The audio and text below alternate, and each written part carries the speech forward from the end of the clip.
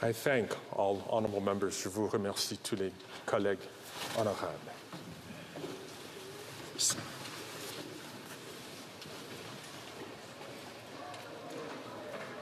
Statement by members. Déclaration des députés. The honourable member from Surrey Newton. Mr. Speaker, the strength of our communities is its people, especially those who commit themselves to helping others in need. This past weekend, I attended the Southeastern Community Hub's first annual fundraising gala, which was a huge success. Such is a non-profit organization which offers wraparound services to individuals and families facing health and social challenges. Their mission is to foster the well-being of diverse communities in BC by providing low-barrier services, counseling, and advocacy through South Asian perspective in multiple languages. I ask all members to join me in thanking such as outreach team, leadership, and the board of directors, including Executive Director Daljit Gill Badesha and Chair Harman Pandey, for their compassion, generosity, and commitment in making our communities stronger and healthier. Bravo. The honourable member from Cypress Hills Grasslands. Mr. Speaker, MS Canada continues to push forward in the fight against multiple sclerosis. With a mission to connect and empower the MS community to create positive change for those affected by it, they have their sights set firmly on a world free of MS. I had the joy of having my wife Kyla and my mother-in-law Donna join me in Ottawa this week for the kickoff of MS Awareness Month. We all know someone who lives with the disease. My wife has connected with staffers, MP spouses, even her hairdresser, that have MS, so that they can share their experiences and their treatments. I've seen firsthand the impacts of MS and the resilience of my wife in her fight with this disease. Some days are better than others with MS, but her fight against it inspires me every single day. In honor of MS Awareness Month, I'm wearing a carnation to show my solidarity with the MS community. Let's work for a better country for those with MS and support those who need it. Thank you.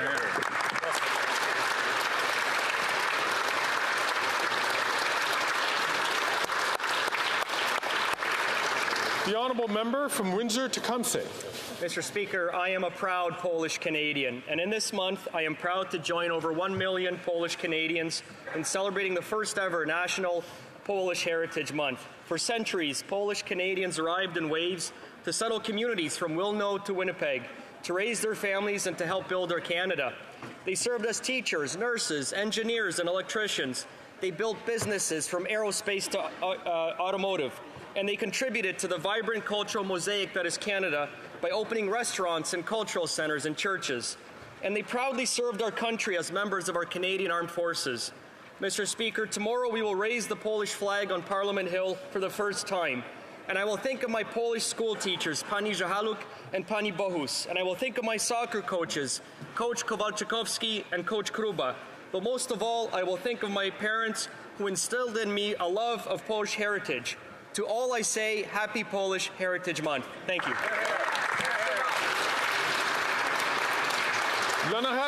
The honourable member for Thérèse de Blainville.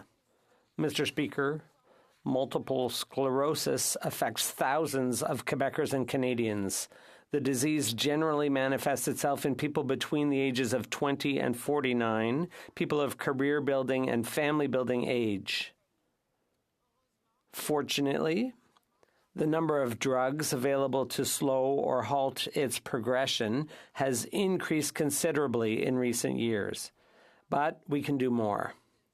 Less than 10% of the funds for MS research go to prevention. It's imperative that we give our full support to the research community in exploring these new fields of study. Today, to mark MS Awareness Month, I'm wearing a carnation to show my commitment to improving the quality of life of people with MS. L'honorable député de Vaudreuil-Soulanges.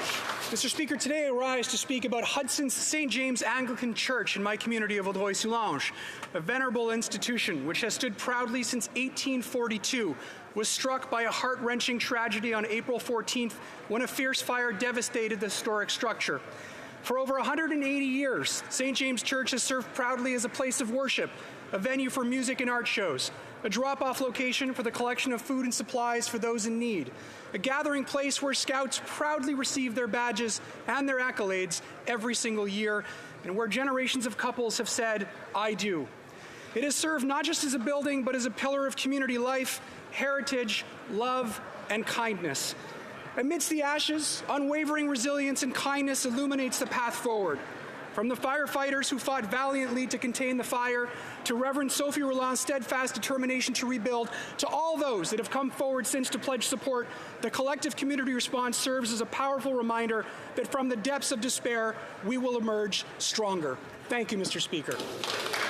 The honourable member from Calgary Confederation. Mr. Speaker, it is the 100th anniversary of the Royal Canadian Air Force. Today I think of Warrant Officer Lloyd Joseph Stock, who joined the Royal Canadian Air Force in 1940 during World War II at the age of 29.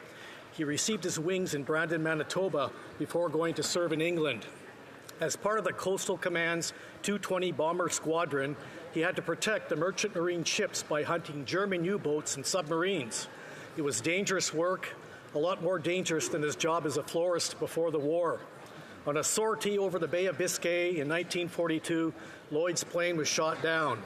His crew had just 35 seconds to bail out into a rubber dinghy. They survived 30 hours in the cold Atlantic before an Australian Sunderland float plane rescued him.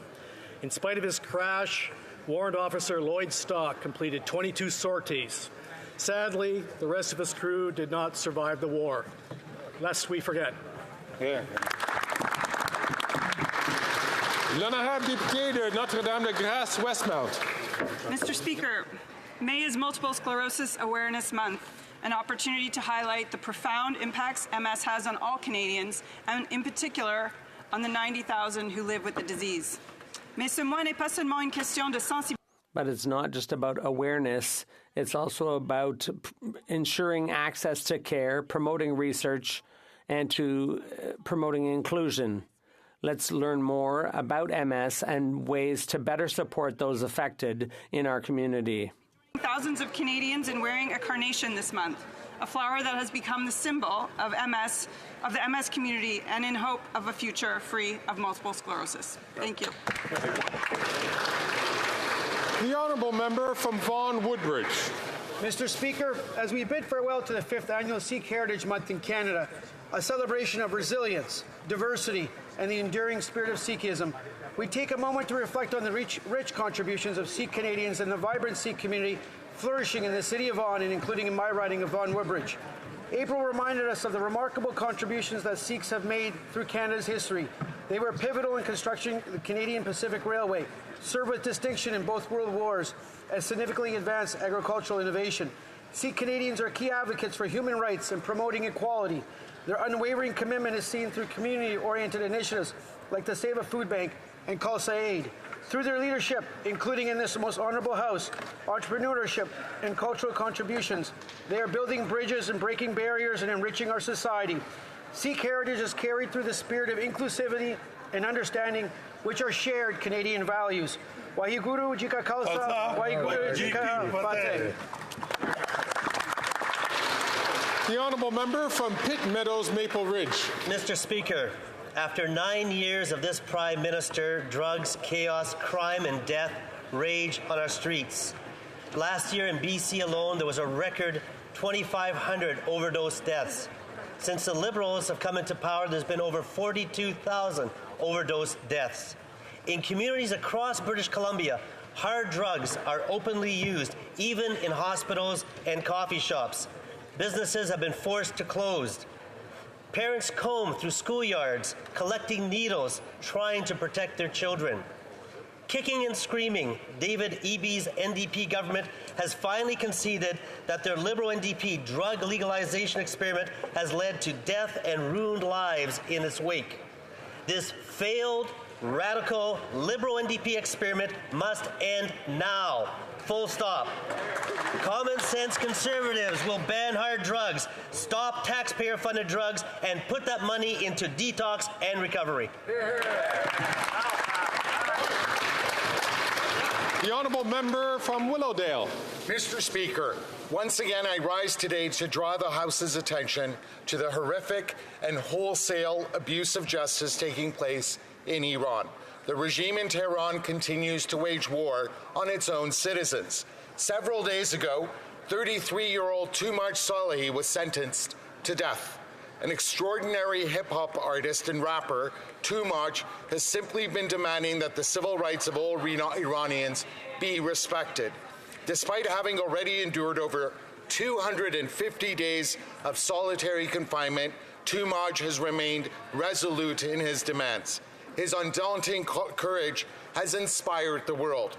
Over the last several days, thousands upon thousands have participated in protests across Canada and in other cities around the world. Each member of this House should add our voices to theirs. Tumaj must be set free immediately. We can ill afford to turn a blind eye to the unconscionable impunity of the Iranian regime. Thank you. The honourable member from Durham. Mr. Speaker, I rise in the House today out of great concern for all of us who live or work in the Greater Toronto Area. We have learned that Toronto City Hall is requesting that the federal government legalize hard drugs like fentanyl, meth, and cocaine. Evidence from British Columbia already shows that legalizing hard drugs puts the safety and health of our neighborhoods at risk and only increases drug overdose deaths. It is alarming and, quite frankly, shocking that Toronto City Hall would want to expand the Prime Minister's extremist experiment from British Columbia and bring it to Ontario. We ask that the Prime Minister reject Toronto City Hall's request and instead invest in the treatment and recovery programs that our communities need. The honourable member from Calgary, Forest Lawn. Liberal leadership race 2024 is well underway, and Mark Carney is the first out of the gate. He's been jet-setting across the country, preaching his gospel of 4 more years of broken, failed, and woke Liberal NDP policies that have made Canadians poorer and Canada's economy weaker. That's why Common Sense Conservatives moved a motion at the Finance Committee to have Mark Carney testify. When carbon tax Carney is coronated as Liberal leader, Canadians should be terrified at his wacko policies to continue to quadruple the carbon tax, continue deficit spending, and hike taxes. It's too bad the Liberal lapdog NDP shut down our motion and chose to protect carbon tax Carney, protect this corrupt Liberal NDP government, and protect their leader's pension. It's time for the NDP to step up and show some intestinal fortitude. Have Mark Carney testify at the committee, and for once, hold the Liberals accountable for their record of wacko policies. The honourable member from Winnipeg South Centre. Mr. Speaker, today I rise to commemorate the 140th anniversary of U.S. diplomatic presence in Winnipeg, a testament to the deep enduring bonds between Canada and the United States. Since the appointment of the first U.S. consul in 1869, our ties have only grown stronger, underscored by the consulate's reopening in 2001. This event was marked by U.S. Ambassador Gordon Giffin and Manitoba Premier Gary Dewar, who highlighted our shared commitment to cross-border cooperation and regional development. In 2016, commitment was further solidified when hosted North American Energy Ministers meeting. It was a privilege for my father, who was then the Natural Resources Minister, to welcome U.S. Secretary of Energy Ernie Moniz, along with other distinguished leaders. Their discussions culminated in a memorandum of understanding that enhanced our cooperative efforts on climate change and energy. As we reflect on the past and look to the future, let us continue to nurture this partnership that not only supports our economic and environmental goals, but strengthens the ties that bind our nations together. Thank you, Mr. Speaker. The honourable member from Port Moody, Coquitlam. Thank you, Mr. Speaker. Today I rise in this House to acknowledge a historic first for Canadian girls in soccer. The Port Moody Soccer Club U16 girls are the only Canadian team on their way to Dalian, China to compete in the International School Sport Federation Football World Cup. This is the first girls team to represent Canada at this Olympic Committee-recognized event. It has been incredible to watch how hard the girls have worked to make this a reality. I encourage all Canadians to give their support to these young women as they represent Canada on the world stage. And it's not too late for partners to support the team to help ensure all girls, regardless of financial situation, can go. On behalf of myself, all my NDP colleagues, and the residents of Port Moody, Coquitlam, and Morin Belcarra, we wish you luck. We're proud of you. Hear, hear.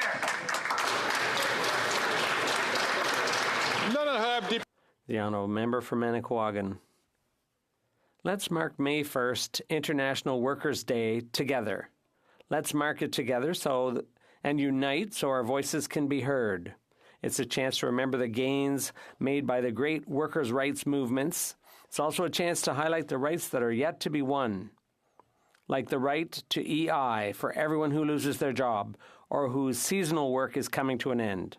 The right to decent working conditions, including for temporary foreign workers and asylum seekers. The right to earn a living when the cost of living is soaring and there's a housing crisis. But also the right to be valued in the workplace.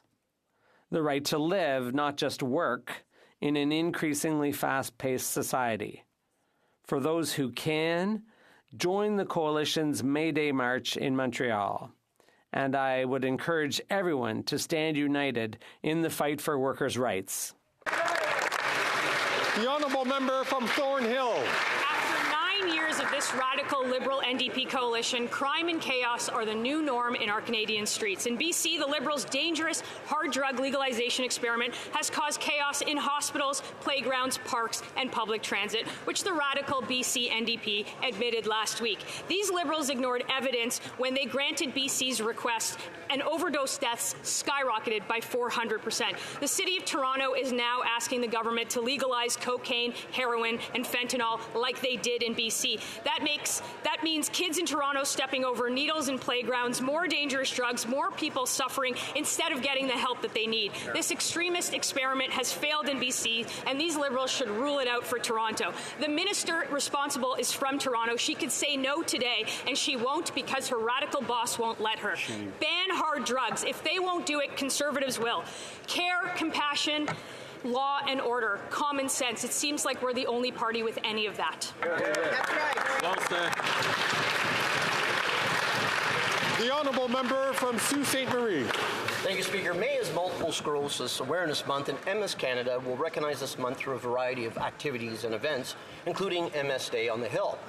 I would like to thank all those who go above and beyond in supporting and championing for the MS community. Doctors, various healthcare workers, researchers, family support networks, and the entire MS staff and volunteers. I would also like to acknowledge the impact that ordinary Canadians have had through the years through their generous donations. This year, there is an $8 million fundraising goal for the month of May, which will allow them to continue funding critical research and programming that enhances the quality of life for those impacted by MS. Recent breakthroughs in research also gives us hope and will also give confidence to those who are living with MS. We stand on the cusp of new discoveries. Thank you to all Canadians who rallied around the country to raise awareness and to support those living with MS, including my son, Riley.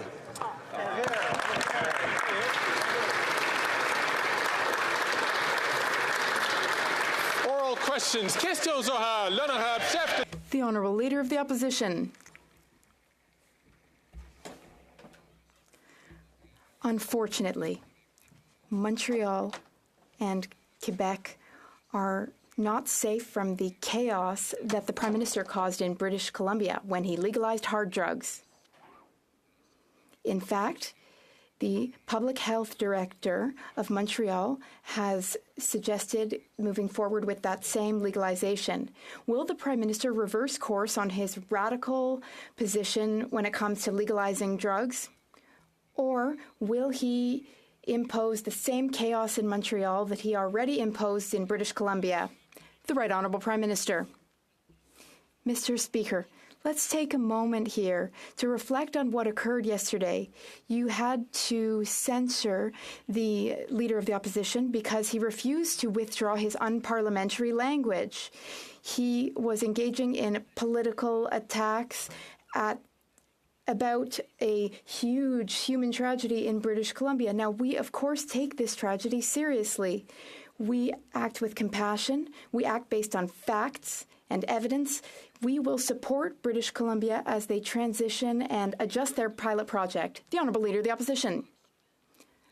So, does he rule out legalizing hard drugs in Montreal? Yes or no? The Right Honourable Prime Minister.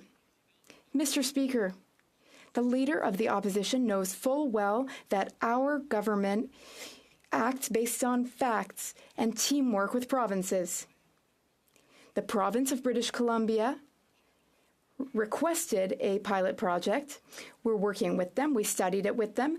We gave them the green light for their pilot project. We have not received such a request from any other provinces. If other provinces wanted to have a similar project, we would look at it and make a responsible decision based on the facts and based on precedent in other places. Position. Donc, il ouvre la porte. Right. So he is opening the door to legalizing hard drugs in Montreal and perhaps in other cities in Quebec. We're against it.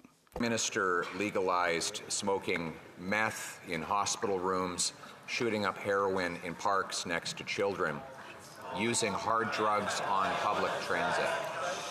The British Columbia government has asked him to reverse this legalization for parks, hospitals, and transit.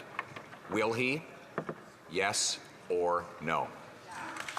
The Right Honourable Prime Minister. Mr. Speaker, the opioid epidemic is hitting families, communities, and individuals right across this country and has for many, many years. That's why we are continuing to use an approach grounded in compassion, in public safety and public health, and facts-based decisions. We responded to British Columbia government's asking for a pilot project. We will, yes, work with them to adjust it in ways that they see fit. It's important to make sure that BC continues to do the things that it needs to do to keep people safe in its jurisdiction. The Honourable Leader of the Opposition. He still refuses to answer the question on whether or not he will reverse himself. He made the decision to exempt hard drugs from the criminal law so that it became legal to smoke meth or crack in a hospital room, including around nurses who are breastfeeding their kids.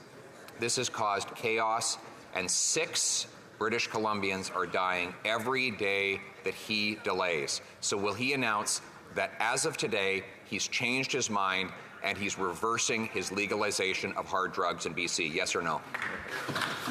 The Right Honourable Prime Minister. Mr. Speaker, a number of years ago, British Columbia approached us with a pilot project that they wanted to bring in to look at a different way of dealing with the ongoing public health crisis that was hitting British Columbia around the opioid epidemic. We worked with them as they developed this pilot project, and now that they are asking for modifications to that project, we are looking at those modifications, and we will work with BC as they seek to adjust their plans around public health and around dealing with this opioid epidemic. The Honourable Leader of the Opposition. Speaker, there is no time to waste. The BC government asked him to reverse his legalization of crack, heroin, and other hard drugs in public places on Friday. Every day, 6 British Columbians die of overdoses under this policy, and many more die as a result of drug-induced crimes. So, there is no time for bureaucratic and political considerations. Will he announce now that his experiment with legalizing hard drugs in BC is over? Yes or no? The Right Honourable Prime Minister. Mr. Speaker, you will understand if I take it with a little skepticism when the Leader of the Opposition says this is not about politics, because he has been the one that has been pointing out vulnerable people and trying to pursue ideological aims on this ongoing public health crisis. We have consistently stepped up to work with provinces, with municipalities, with jurisdictions, indeed, including by moving forward with British Columbia as they wanted to try a pilot project, that we are working with them to adjust in ways that make sense. We understand the urgency and we will act. The Honourable Member for Belleuil-Chambly. Mr. Speaker, I've felt reassured for a while because I was sleeping very poorly, but now things are better. Wait, the NDP, they're going to vote with the Liberals for this budget, but the Bloc, we will vote against it. Now, I'd like to read you something, Mr. Speaker, said by Ms. Amira Al-Gawabi. She said, "We are determined to defend the values of religious freedom and equality in our Constitution that are at the very core of our democracy. This is why we challenge this discriminatory and unconstitutional law." Well, Mr. Speaker, on a dépassé le temps. The member used all his time. The Right Honourable Prime Minister. Mr. Speaker, as a government, we chose to build bridges and links throughout the country. We invested in infrastructure everywhere in the country. That's how we build bridges. But we also build bridges by committing very thoroughly to different communities across the country. We listen to all point of views, and we understand how important it is to defend fundamental freedoms, the freedoms of all Canadians, regardless of their origin, their faith, or their language. And we will continue to be here to stand up for the Constitution and the Charter of Rights and Freedoms. That is how we build bridges among Canadians. The Honourable Member for Belleuil-Chambly. Well, we're not talking about the same type of bridges. I am talking about the type of bridge that Ms. El-Gawabi is supposed to be building between communities. But as has been said, the privilege of one is the unfairness or injustice of another. Ms. El-Gawabi and her attitude, as well as the halal mortgages, this will make it such that different communities, Haitian communities, South African communities, they won't have the same privileges. So how do they explain this inequality in privileges? The Right Honourable Prime Minister. Mr. Speaker, in a pluralist and diverse society like Canada and like Quebec, it's important to talk to communities, to hear all of their concerns, and to meet their concerns and help them with them. That's how we have a free, open, and resilient society. We will continue to listen. We will continue to be here to listen to many communities, including the Muslim community in Quebec. They are very concerned about the provincial legislation. We will continue to listen to all Canadians everywhere in the country, and in doing so, we will build a stronger society. Burnaby South. Thousands of Canadians are boycotting Loblaws this month. They're taking action because the Prime Minister refuses to take on the corporate greed, which is driving up prices for Canadians. The Prime Minister has set up a grocery task force, which has done no tasks and has no force. Today, Loblaws reported their profits are up by nearly 10%. Liberal announcements aren't going to cut it. Why is this Prime Minister letting big grocery rip off Canadians? The Right Honourable Prime Minister. Mr. Speaker, like many others, we are concerned with the refusal of Loblaws and others to sign on to the Grocery Code of Conduct, which we know will protect consumers, will protect growers across this country as well. We will continue to impress upon them, using various means at our disposal, the importance of signing on to that Grocery Code of Conduct. We have also increased the Competition Bureau's ability to go after big groceries in terms of the competition or the uncompetitive options they're giving to Canadians.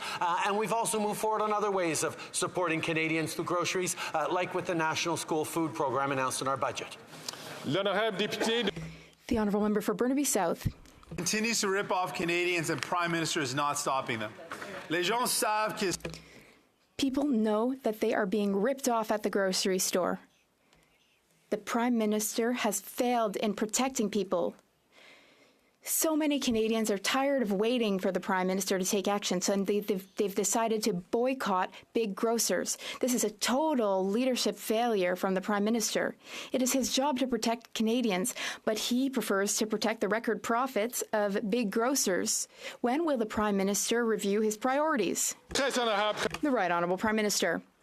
Mr. Speaker, we will continue to work with big grocery stores to ensure that we can increase competition. We also want them to sign on to the Grocery Code of Conduct.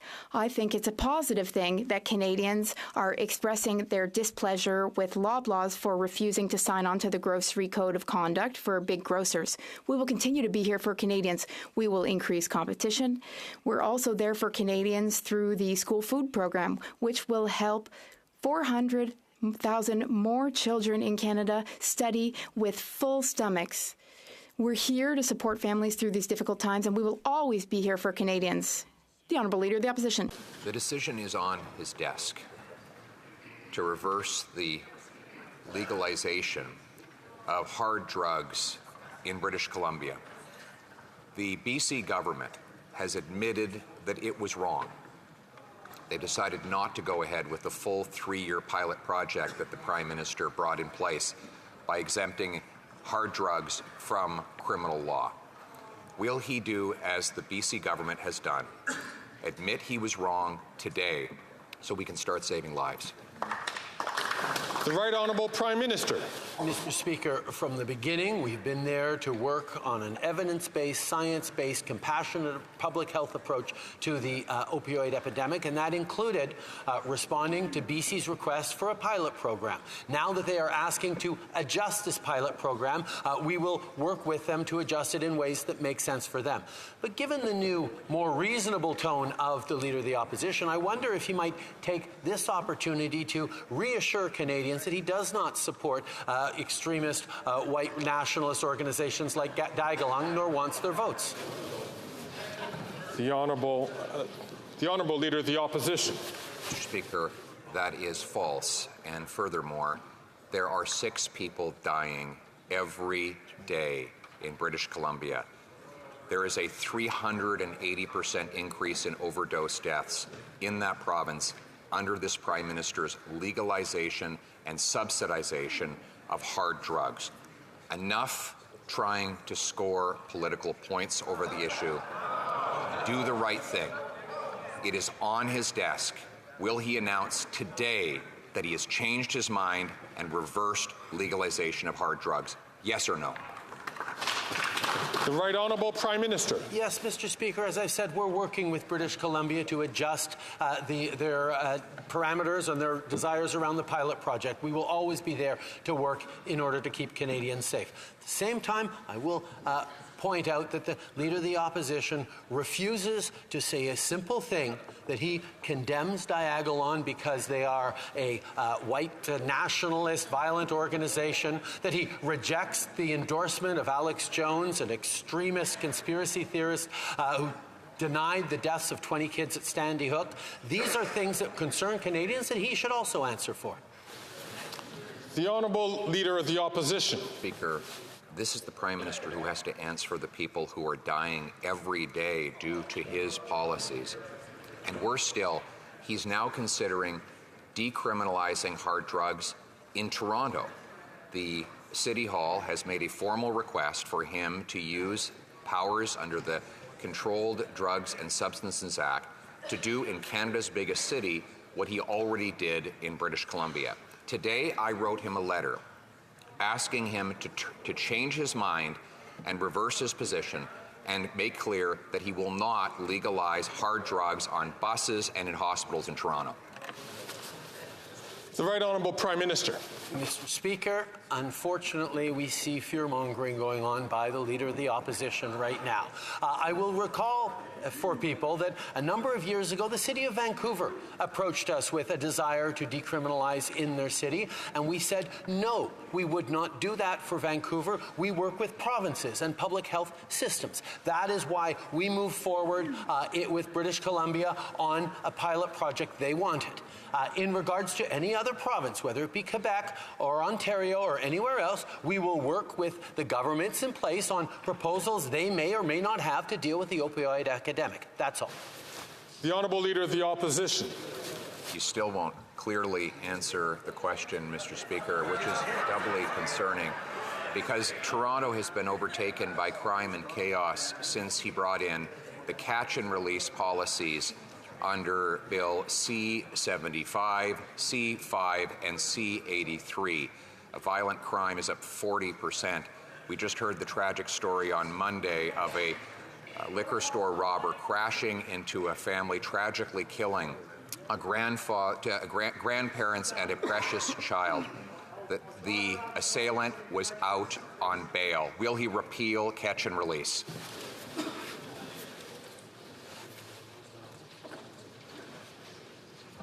The Right Honourable Prime Minister. Mr. Speaker, I believe if you or other parliamentarians or indeed Canadians look at the transcripts of these questions and answers, they will see that I actually did answer the questions the Leader of the Opposition posed to me in terms of how we were going to work with British Columbia and how we would work with any province that came forward with positions to try and help with the opioid epidemic, and we would examine those on their merits.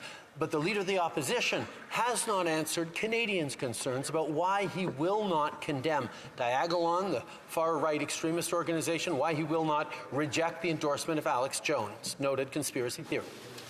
The Honourable Leader of the Opposition. Speaker, he has not answered the question whether he would expand decriminalization elsewhere.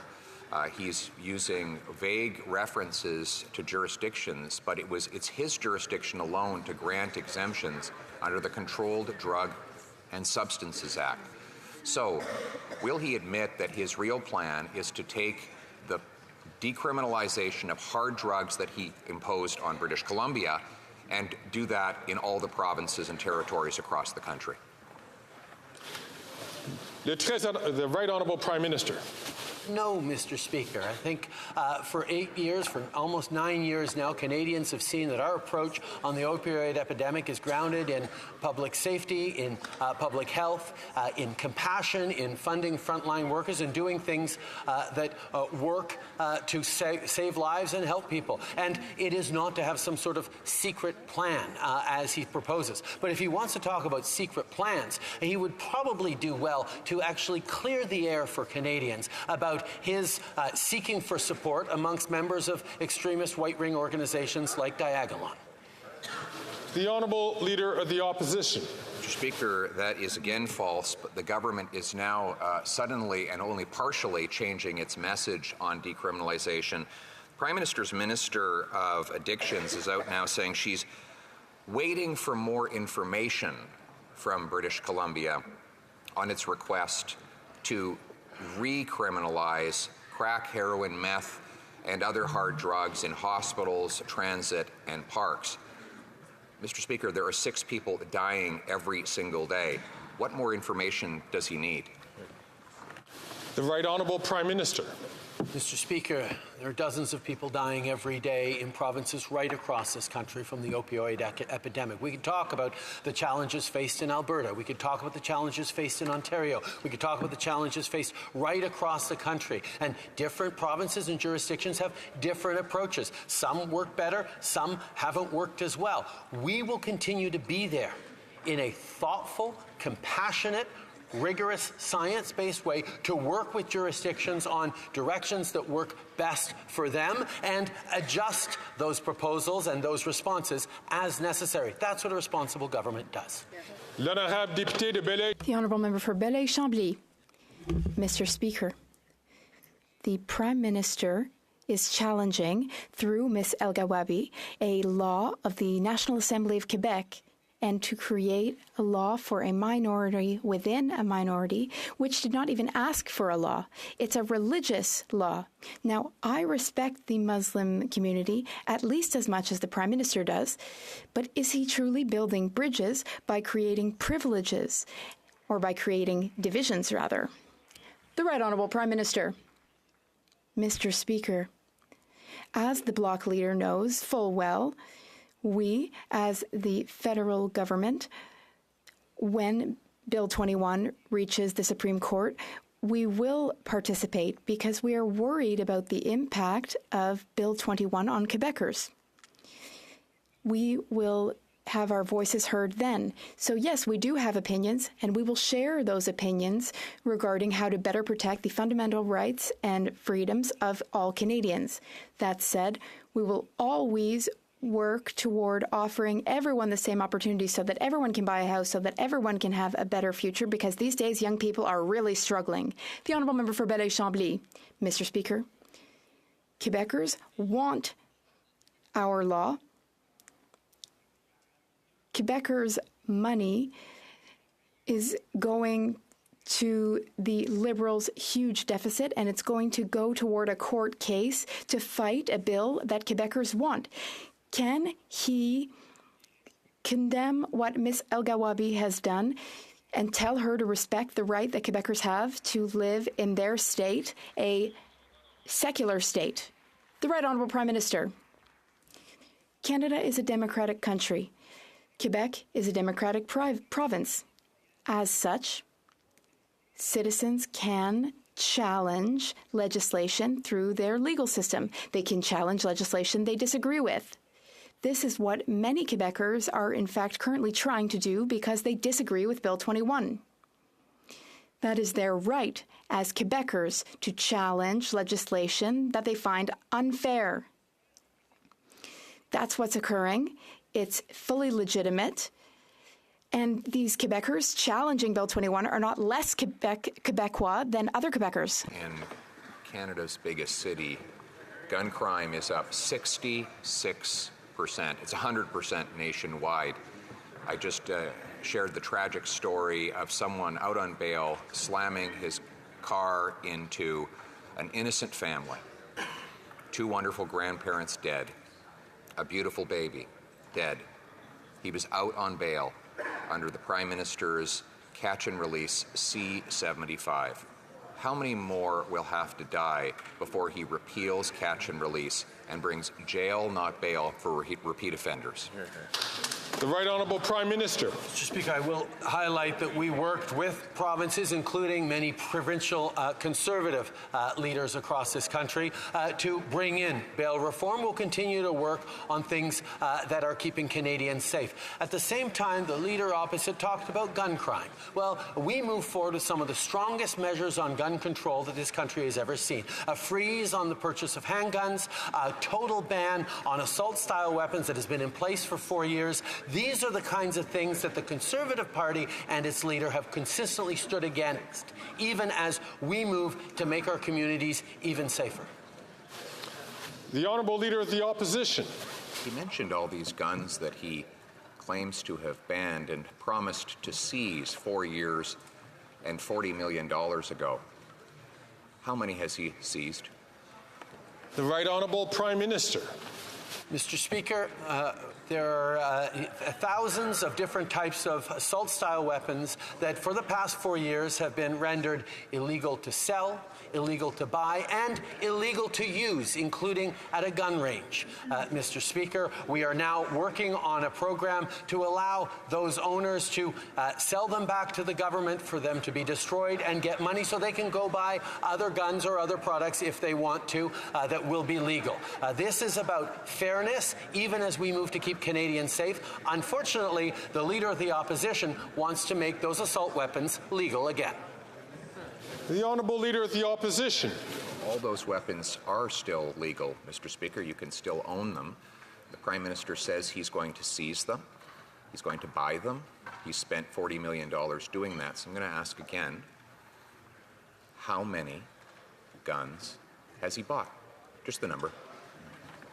The Right Honourable Prime Minister. Mr. Speaker, as the Leader of the Opposition knows, we are in the process of establishing that buyback program. The priority was making sure that those guns were no longer available to buy, to sell, to bequeath, or to use, Mr. Speaker, and that has been the case for 4 years. Now, what the Leader of the Opposition is conveniently refusing to opine on is the fact that he has committed to the gun lobby across this country that he would reverse the 2020 OIC that banned those assault-style weapons. He wants to bring those assault-style weapons back, or he can contradict me right here. The Honourable Leader of the Opposition. I will contradict him because they're not banned right now.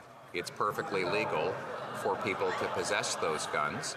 They are easy to possess, and not one of them has been. The answer to the question is that he has not seized a single solitary one of them. He spent 40 million tax dollars that could have secured our ports and our borders, and he hasn't taken in a single solitary gun. Is that why gun crime has risen by 100% since he became Prime Minister 9 years ago? The Right Honourable Prime Minister. I will note, as did everyone in this chamber, that the Leader of the Opposition did not deny that he will be reversing the ban on assault-style weapons. He doesn't even think it exists right now. Well, Mr. Speaker, it does exist right now. It is illegal to buy, sell, or use any of those weapons. When the amnesty ends next year, it will be illegal to own them as well. We're giving an opportunity for people to sell them back to the government. That is what we are doing to keep people safe. That is what he will not commit to keeping. The Honourable Member from Nunavut. In Nunavut, the Arctic Children and Youth Foundation administers the Inuit Child First initiative to help kids. But their great work is being made difficult by this government's delays. Close to 70% of requests were not processed on time, leaving traumatized children without the health care they deserve. When will this Liberal government finally ensure First Nations and Inuit children can get the care they need in a timely manner? The Right Honourable Prime Minister. For your question, I absolutely agree that there is more to do. Over the past years, we have made significant historic investments in Nunavut, in the Northwest Territories, in the Yukon, in responding to the health needs, particularly of Indigenous, Inuit, First Nations, and Métis children. We will continue to step up. There is more to do, but my work with Premier Ahiaguk and others is entirely focused on delivering more services to young people in a timely manner, more housing, more infrastructure, more health care. These are things we are working on. We will continue to do that work. The Honourable Member from Courtenay, Alberni. In the last year, deaths related to the toxic drug crisis are up 17% in Alberta and 23% in Saskatchewan. Every toxic overdose death is preventable, but in provinces with Conservative premiers that don't have safe supply or decriminalization and don't believe in harm reduction, deaths are soaring. Alberta is on a trajectory to have the most toxic drug deaths per capita in Canada by June. Treatment, recovery, and harm reduction go hand in hand. Will the Liberals finally make sure all Canadians whose lives could be saved have access to these life-saving supports? The Right Honourable Prime Minister. I thank the member for Port Alberni for bringing up those stats that show that there are real challenges around the opioid and toxic drug supply epidemic right across the country. Every step of the way, this government will continue to be anchored in a compassionate, evidence-based approach that looks at it as a public health crisis. We will work with provincial governments across all jurisdictions to move forward on measures that support and save lives. That is our commitment to Canadians. That we will continue to do. The Honourable Member for Saint-Léonard, Saint-Michel. Speaker, the federal government is committed in promoting Canadian values such as inclusion, diversity, and acceptance. As elected members of this House, we are all responsible for our conduct in this chamber and outside of it. Yesterday, our government called out the Conservative leader for his behavior, for his courting of a far-right, white nationalist extremist group. Instead of standing up to apologize and distance himself from them, he has shockingly doubled down and threw a temper tantrum. Can the Prime Minister please tell this House what impacts the far extremism and its enablers have on vulnerable communities and Canadians? The Right Honourable Prime Minister. What we saw yesterday from that side was unbecoming of anyone who aspires to leadership. His refusal to denounce far-right nationalist extremism cannot and will not be overlooked by Canadians. Far-right extremism and its enablers pose real and dangerous threats to marginalized communities. This is not something as a country we can stand for, and on this side of the House, we never will. Unfortunately, that leader cannot say the same.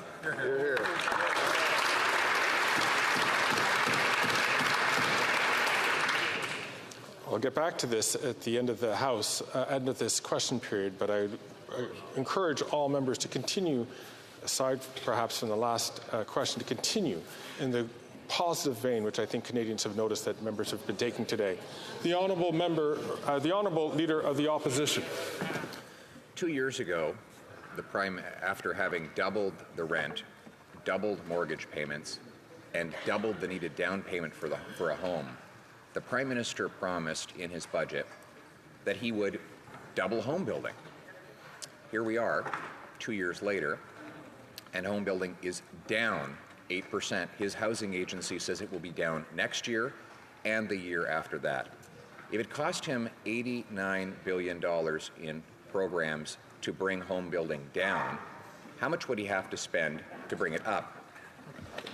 The Right Honourable Prime Minister. Mr. Speaker, our housing plan is focused on fairness for every generation.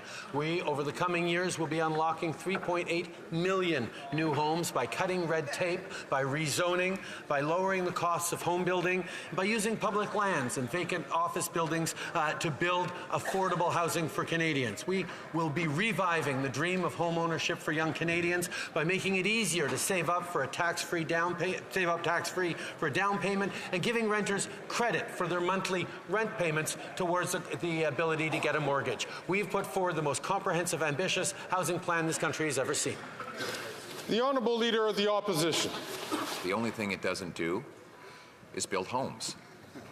Since he made the most recent promise in 2022 to double housing construction, the number of builds is actually down and expected to continue to drop next year and the year after that, according to his own housing agency. Yet, he says we should all be assured because once again, he's spending tens of billions of dollars on the problem that he created. So can you tell us, in what year will home building actually rise? Which year? The Right Honourable Prime Minister. Mr. Speaker, we know well that the federal government has an important role to play in ensuring housing starts across the country and ensuring the opportunities for Canadians to buy their first home, to move forward up the equity ladder. These are things that we know we have a role to play in. But we are not alone in that, Mr. Speaker, which is why we are challenging and encouraging municipalities and provinces to also step up with ambition in our national housing home building plan. This is why we're putting incentives on the table. We're putting investments in the pockets of municipalities, including with our Accelerator Fund. There is more to do, but we will be doing it in partnership. The Honourable Leader of the Opposition. That's what he's been saying for 9 years. And the result has been double the rent, double the mortgage payment, double the down payment. And just this week, a survey showed that 72% of Canadians who don't own a home believe they never will. Canada was not like this before this Prime Minister, and surely it won't be like this after he's gone. The Prime Minister a comment on what it's like to be the only Prime Minister in history to deprive an entire generation of home ownership. The Right Honourable Prime Minister. Mr. Speaker, the government that was in place before I became Prime Minister had a housing minister who is now the Leader of the Opposition in a government that explicitly said that the federal government had no role to play and no responsibility towards building affordable housing across this country. So for 10 years, there was very little there was almost no federal involvement in building homes across this country. We turned that around starting in 2017, and we will continue to invest to create opportunities, to create fairness for millennials and Gen Z so that they can buy. The Honourable Leader of the Opposition. Well, he did turn it around, Mr. Speaker. 9 years is obviously too long for him because he's starting to attribute to the previous government words he said himself. Yeah. He was the one who said the federal government is not responsible for housing construction or affordability. That is after he doubled the cost. When I was housing minister, we built 89,000 apartments at an average rent of $973. Since then, the rent has doubled, the mortgage payment has doubled, the needed down payment has doubled. So with all this failure, why is he doubling down? The Right Honourable Prime Minister. Mr. Speaker, our Housing Accelerator program, our comprehensive plan to build more homes, to make sure that Canadians can see themselves in home ownership once again, is exactly what we are continuing to invest in. Yes, I pointed out that we cannot build homes alone, that we need partners in the provinces and municipalities. But I never denied that the federal government needs to continue to act on housing. That's why we've done that since 2017. That's why we're continuing to do it now. We need to make sure that young Canadians have opportunities their parents and grandparents have. That's what we're stepping up for. That's what he refuses to do. The Honourable Member for Avignon-La-Métis-Matane-Matapédia. Today marks the start of this government's biggest contribution to global climate warming, Trans Mountain. With this pipeline, the Liberals are ensuring that our dependence on oil will continue for decades to come. All of the Prime Minister's nice rhetoric will never erase this simple fact. Canada is one of the largest oil producers in the world and intends to remain so. Can the Prime Minister tell us how this $34 billion investment in oil is good news for the fight against climate change? Let's hear it. The Right Honourable Prime Minister.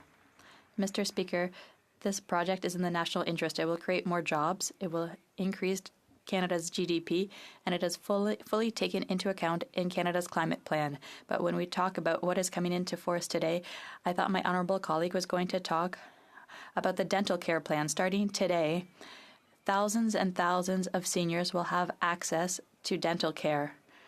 1.8 million seniors have signed up, and starting at 1 p.m. this afternoon, there were already 1,200 seniors who'd had appointments, who'd received dental care free of charge. We will continue to deliver for seniors. The member for Avignon-La-Métis-Matane-Matapédia. None of the Liberals' climate change measures will be able to offset Trans Mountain's impact on the climate. All this government's environmentalist claims will never be as eloquent as its big pipeline filled with tar sands oil. All the carbon taxes, the heat pumps, the planting of billions of trees are simply unable to make up for this $34 billion investment in fossil fuels. And don't worry, the Conservatives will preserve their beautiful pipeline. My question to the Prime Minister, is the opening of Trans Mountain good news for the planet? The Right Honourable Prime Minister. Mr. Speaker, for Canada to continue to invest in the energy transition, for us to continue to invest in solutions and help for Canadians, we need to have good prices for our resources currently. But as everybody knows very clearly, we have a plan to reduce greenhouse gas emissions. We have plans to create tomorrow's economy. But today, we will continue to do what is necessary to be able to invest and create those green technologies, that renewable energy, and that future that our children and our grandchildren in Quebec and throughout the country are counting on. The Honourable Leader of the Opposition. The Prime Minister has already doubled the national debt, adding more to our debt than all previous Prime Ministers in our history combined. With the Bloc support, which has voted for $500 billion in budget allocations, the Leader of the Bloc has never voted against a single one. Today we learn that the Prime Minister will continue increasing our debt by $300 billion. This will increase interest rates on mortgages by how much? The Right Honourable Prime Minister. Mr. Speaker, we know very well that the plan from the opposition leader is austerity and cuts in services that Canadians need. But on this side of the House, we recognize that Canada is in one of the best fiscal positions in the G7 and the entire world. We have the lowest deficit in the G7. We have the best debt to GDP ratio. And we have the third largest AAA credit rating economy in the world. We are there to invest responsibly because a confident country invests in its people and in its future. The Leader of the Opposition. Mr. Speaker, the Prime Minister's decision with the support of the Bloc to double the national debt means that we are paying $54.1 billion on interest alone on the debt. That is more than we spend on health care. It's the total of GST. So every time Canadians buy something, the GST simply pays rich bankers. Why is he wasting our money on rich bankers instead of on services to Canadians? The Right Honourable Prime Minister. On the contrary, Mr. Speaker, the waste that the Conservatives accuse us of is wasting our money on child care centres, on more child care spaces. They accuse us of wasting money on dental care. They accuse us of wasting money on investments in Northvolt, Volkswagen, Stellantis, and Honda to ensure there are careers for generations to come in a greener economy. They accuse us of wasting money by investing in seniors to protect their old age security. They accuse us of wasting because they just want austerity and cuts. But, Mr. Speaker, we will continue to invest responsibly in Canadians. The Honourable Leader of the Opposition. Mr. Speaker, families are already living in austerity. The government is living in abundance. People are poor. The government is rich. The more the government spends, the more things are expensive. For example, interest rates are high, and spending and loans from the government are making things go higher. The Department of Finance's public servants, have they told the Prime Minister how much this will increase interest rates on families' mortgages by borrowing another $300 billion? The Right Honourable Prime Minister. Mr. Speaker, we know very well that Canadians are facing an affordability crisis. That is why we are there with solutions for them. We've reduced the cost of daycare by half throughout the country. Aside from Quebec, where we've invested in more childcare spaces, we're there to invest in dental care for the most vulnerable seniors, for youth as well last year. We're there to invest in our students, in jobs for the future. We are there to invest in Canadians. The Leader of the Opposition is proposing cuts and austerity in his ideological approach, and it is misled. The Honourable Member for Dorval, Lachine LaSalle. Mr. Speaker, since 2015, our government has been committed to promoting shared Canadian values, diversity, respect, and equality among all Canadians. We all learned last week that the Leader of the Opposition visited an encampment. I'm just going to interrupt the Honourable Member. I hope she will have a question that relates to the government administration. She has 15 seconds left, but I hope she will get to the heart of the matter.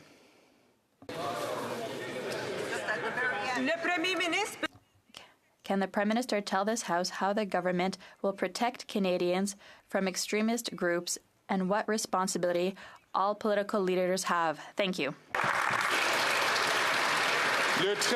The Right Honourable Prime Minister. All governments are responsible for protecting the well-being of all Canadians, including Canadians in minority situations, groups who are mistreated, or groups who are typically ignored by the majority. We are there to invest and to protect those people. When someone who puts himself forward to be the next Prime Minister of Canada continues to court extremist groups, white nationalist groups, he should at least explain himself to Canadians. Why is he courting those people or condemn them? The Leader of the Opposition. The Honourable Leader of the Opposition. The Prime Minister is not worth the cost of debt interest. He doubled our national debt, adding more debt than all previous Prime Ministers combined. And now we learn in his new budget bill that he's going to seek another $300 billion of debt, money that he will borrow out of the economy. That's equal to over 10% of our GDP, which will surely put upward pressure on interest rates. How much will all this government binge borrowing add to the mortgage payment of the average family? Hear, hear. The Right Honourable Prime Minister. Mr. Speaker, allow me once again to set the facts straight. Canada has one of the strongest fiscal positions of any country in the world. Certainly the lowest deficit in the G7, the best debt to GDP ratio in the G7, and it's continuing to decrease. And we are the third largest economy in the world with a AAA credit rating, the top credit rating by the agencies that look at fiscal sustainability of governments. All that is on the backdrop of further investments. We're making generational investments to support Canadians. Contrast with the ideology of the Conservatives, which is to leave Canadians to fend for themselves, cuts and austerity. The Honourable Leader of the Opposition. Mr. Speaker, we actually have the highest mortgage debt of any country in the G7, and by far higher as a share of our economy than the Americans had during the mortgage meltdown.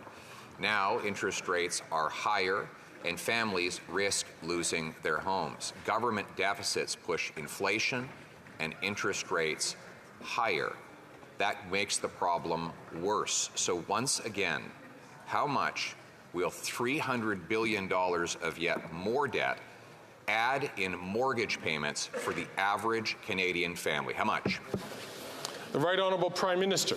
Mr. Speaker, the Leader of the Opposition is mixing different factors that are facing Canadians. Mortgages are high for Canadian families, and therefore the Canadian government is choosing to invest in measures that are going to support Canadian families. I talked to a family from Burlington who actually saw their mortgage mortgage payments go up because of the rise in global interest rates, while at the same time as their child care fees were cut by larger amounts because of investments this government made.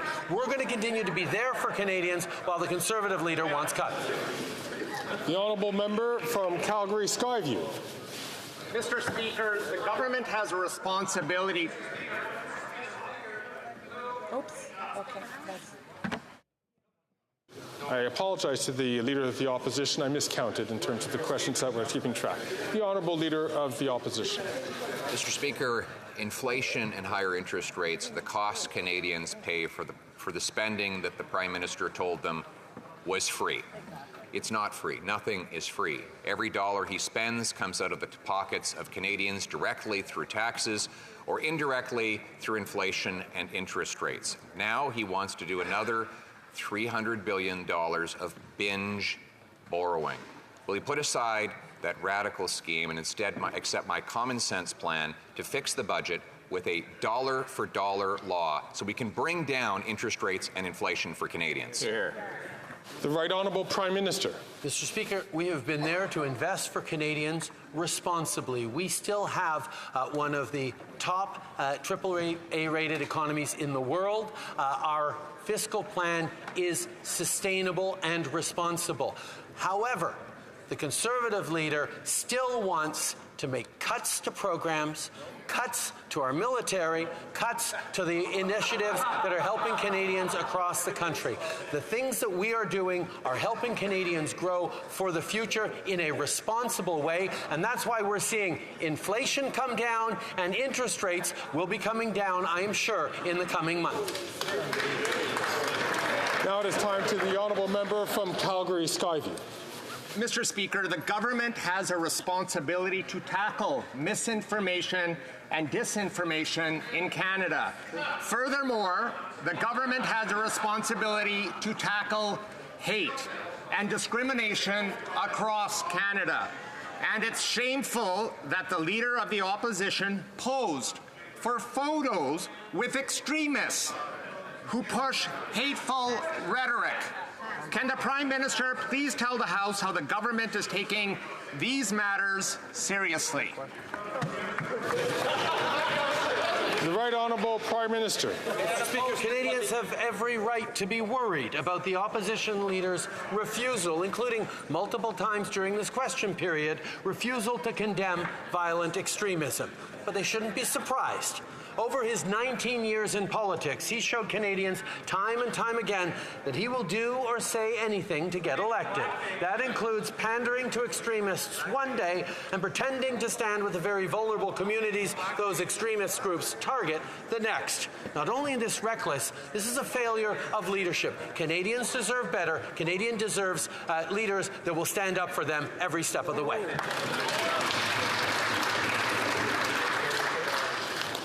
The honourable member from Port Moody, Coquitlam. Canadians with disabilities have been ignored by Liberals and Conservatives for decades. The result? They can no longer keep up with the costs of living. And the Liberals' solution? $200 a month. That's not even enough for groceries. Exactly. Meanwhile, Canada's richest CEOs are still receiving $60 billion in corporate handouts started by the Conservatives. Right. With the Liberals and the Conservatives, Canada's ultra-wealthy get richer and people with disabilities get crumbs. Why has the Prime Minister abandoned Canadians living with disabilities? The Right Honourable Prime Minister. Mr. Speaker, the Canada Disability Benefit is a monumental step in our strong and unwavering commitment to creating a more inclusive and fairer Canada. We're now moving forward with the first step of the disability benefit at the cost of over $6 billion over the coming years. It will put hundreds of dollars a month tax-free in the pockets of the most vulnerable persons with disabilities, and we're continuing to commit to creating a better, fairer country for generations to come. The Honourable Member for Richmond, Arthabaska. Mr. Speaker, more than 20 economic organizations in the country have raised a red flag over the major risk of failure in the implementation of a new computer software scheduled for May 13th to manage Canada Border Services Agency assessments and revenues. After the financial and human disasters of Phoenix and ArriveCan, it would be a catastrophe to have a third failure, again costing millions of taxpayers' dollars.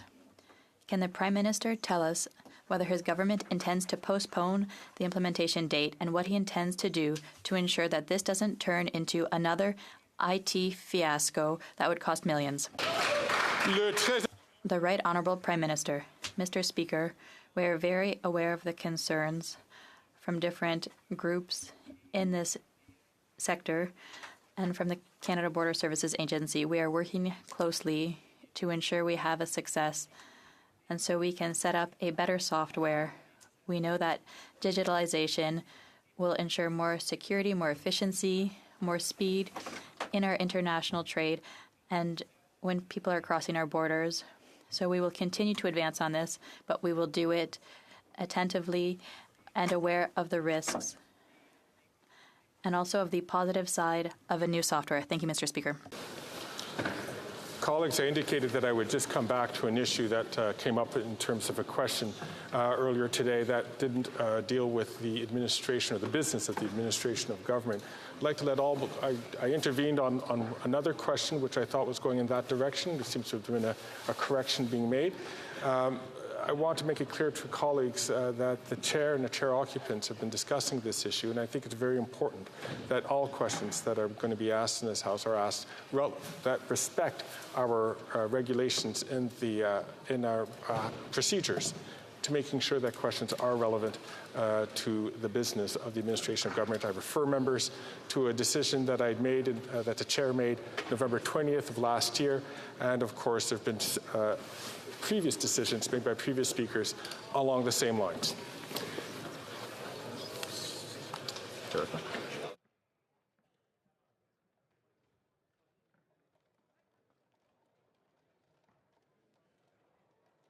It being, comme il est 15h21, it being 3:21 p.m., the House will now proceed to the taking of the deferred recorded division on the motion to concur in the 9th report of the Standing Committee on Canadian Heritage concerning the extension of time to consider Bill C-316, an act to amend the Department of Canadian Heritage Act Court Challenges Program.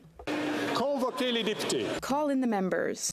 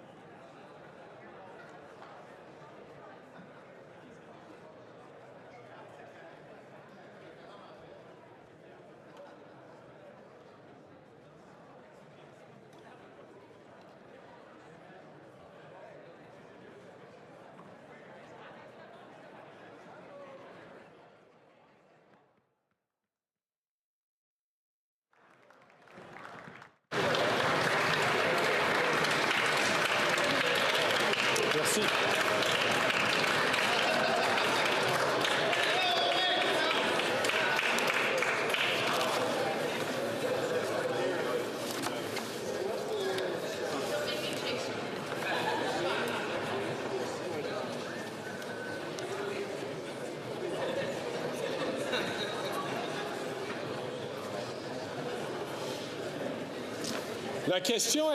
The question is as follows.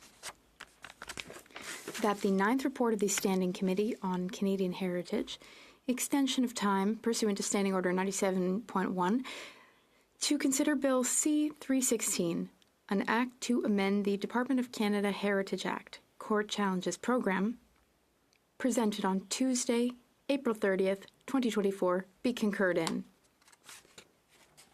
The 10-minute period for members voting electronically has started. The House will now proceed